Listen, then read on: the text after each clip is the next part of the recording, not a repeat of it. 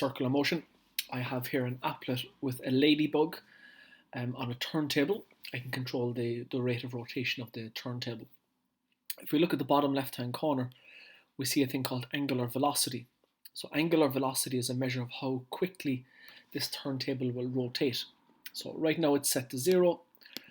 If I change it to 10, it will rotate like so. Or if I change it to 20, the rotation should be twice as quick.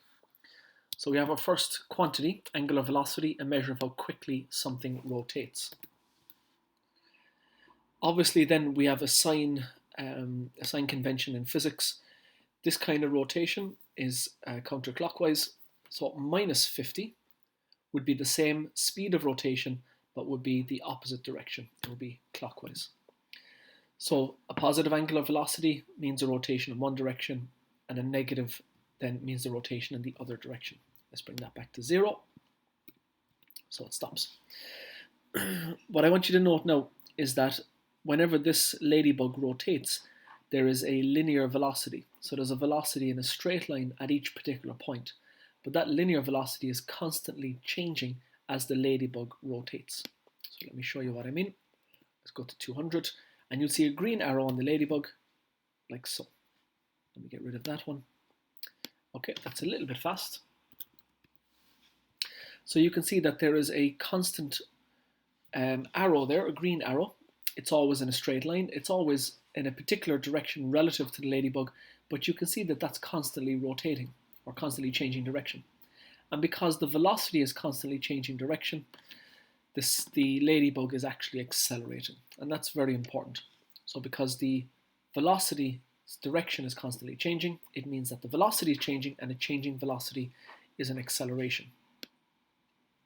Okay, and the last thing we'll take a look at is what happens with regard to the velocity when you place an object further away from the center point. Now the rotation is going to be the same, 100, and we want to see, are their velocities going to be the same length? So are those velocity vector arrows going to be the same length? In other words, are they going to have the same linear velocity while they're rotating with the same angular velocity?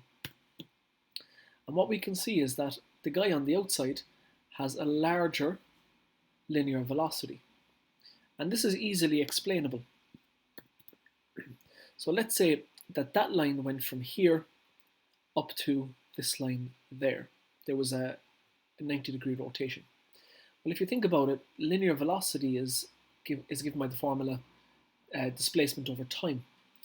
Displacement being the straight line distance between 2 points. So that ladybug there would have to go along that distance to that point. So it would have a particular velocity, which would be that distance divided by the time taken to reach that point. In the same time though, this beetle goes a further displacement. It would actually end up here. And a further displacement or a longer displacement in the same time would mean that its linear velocity is actually larger. So while the rotation is constant, the angular velocity is constant, but the linear velocity varies depending on how far these objects are away from the axis of rotation or the center of rotation. Now finally, for the trivial case, if I put that guy right on the center there, all he's doing now is he's rotating. He's not actually traveling anywhere. So his displacement will be 0, so his linear velocity should be 0, even though he has an angular velocity. And let's just show that. There we go. So the ladybug has a linear velocity, the beetle has none.